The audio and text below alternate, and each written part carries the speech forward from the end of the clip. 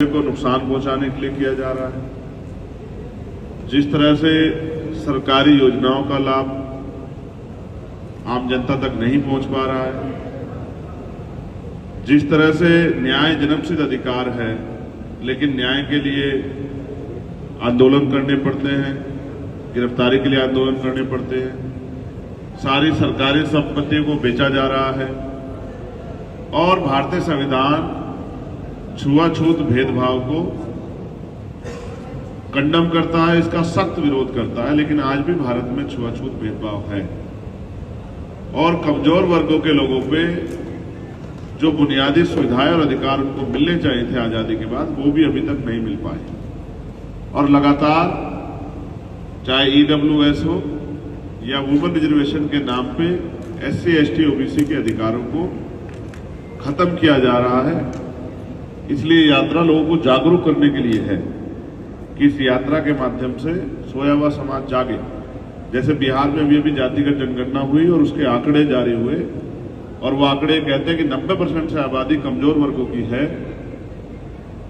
हाशिए पे जो लोग हैं, हक वंचित जो लोग हैं उनकी है। ये एक मील का पत्थर साबित होगा अगर देश भर में जातिगत जनगणना हो जाए। अगर देश भर में जातिगत जनगणना होगी और उसके बाद आर्थिक आंकड़े जारी होंगे, जमीन के आंकड़े जारी होंगे कि आर्थिक रिसोर्सेज किसके पास कितने हैं, उसकी संख्या क्या है, बिजनेस किनके पास कितने हैं, उनकी संख्या क्या है, जमीनें किनके पास कितनी है, उनकी संख्या क्या है, नौकरियों में किसकी संख्या कितनी है और हिस्सेदारी कितनी है। जब ये जारी होंगे तो एक ऐतिहासिक क्रांति पैदा होगी, लोग अपने हक अधिकार को जानेंगे और उसके लिए उसको लेने के लिए प्रयास करेंगे। तो ये एक जागरूकता अभियान है जो पूरे देश भर में बिहार में आजाद समाज पार्टी के लोग चला रहे हैं और इसके परिणाम बहुत सुखद आने वाले हैं। लोग जागरूक होंगे और अपने अधिकारों के लिए लड़ेंगे। राजस्थान में कई ऐसे मामले हैं जिन पे विपक्ष नहीं, जो आज का विपक्ष है उसने अपनी जिम्मेदारी नहीं निभाई और सरकार से दलित, पिछड़े, आदिवासी और माइनॉरिटी के लोग निराश हैं। इसलिए आजाद समाज पार्टी के लिए बहुत संभावनाएं हैं। जिस तरह से भीम आर्मी ने काम किया है, आने वाले कल में जिस तरह से लोगों में उत्साह है, हजारों की संख्या में हर विधानसभा में लोग यात्रा से जुड़ रहे हैं, तो आने वाले विधानसभा चुनाव में आजाद समाज पार्टी के लिए बड़े सार्थक परिणाम और एक बड़ी ताकत आजाद समाज पार्टी राजस्थान में बनेगी। हम अपनी पहली लिस्ट आजाद समाज पार्टी के प्रत्याशियों की वो 7 तारीख को जारी करेंगे, जिसमें लगभग 40 से 50 प्रत्याशियों को हम अपने जो हैं वो आजाद समाज पार्टी के सिंबल पे मैदान में उतारेंगे। और मेरा मानना है कि इस बार जनता जो है वो आजाद समाज पार्टी को ताकत देगी, अपनी समस्याओं के हल के लिए काम करने वाले लोगों को मौका देगी। धन्यवाद। अभी आपका कोई सवाल हो तो आप लोग पूछ सकते हैं। 200 सीटों पर आपकी दावेदारी? ये यात्रा के बाद पार्टी की जो सीनियर लीडरशिप की मीटिंग होगी उसमें फाइनल होगा।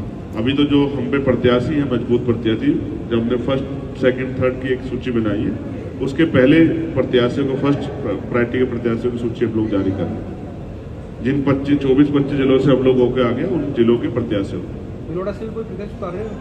पार्टी का फैसला है। पार्टी की सीनियर लीडरशिप बताएगी, मुझे इतनी बहुत करीब से जानकारी नहीं। जब लिस्ट मेरे पास होती है, अगर होती तो अभी बता दूं।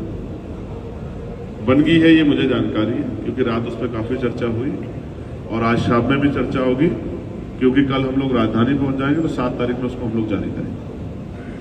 कई ऐसे मामले हैं। आज मैं बधाई दूंगा कि राणा पुंजा भील जी की आज जो है जयंती है। इसके लिए पत्रकार साथियों को, राजस्थान और देश भर के पूरे लोगों को बहुत बहुत बधाई।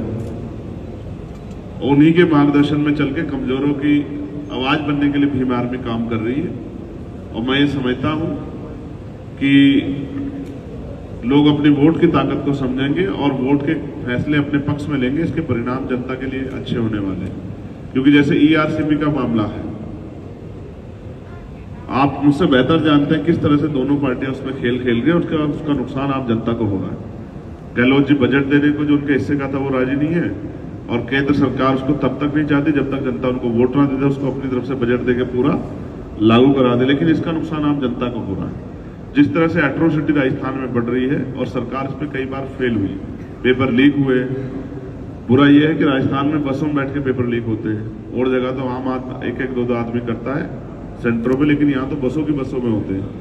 और अब जो योजनाएं मुख्यमंत्री लेके आए हैं उसका लाभ कितना मिलेगा और कितने दिन मिलेगा ये भी जनता समझ रही है कि चुनाव के लिए पहले रात के अंधेरे में चुनाव से 1-2 दिन पहले वोट खरीदने के लिए खरीदार आता था। अब दिन के उजाले में सरकार द्वारा ही वोट खरीदने के लिए पैसे का प्रयोग किया जा रहा है। जनता इस बात को समझ रही है और जनता अपने वोट से जो है इस बार अच्छे फैसले लेगी और उन सभी दलों को जवाब देगी जो सिर्फ उनसे चुनावी रिश्ता रखते हैं।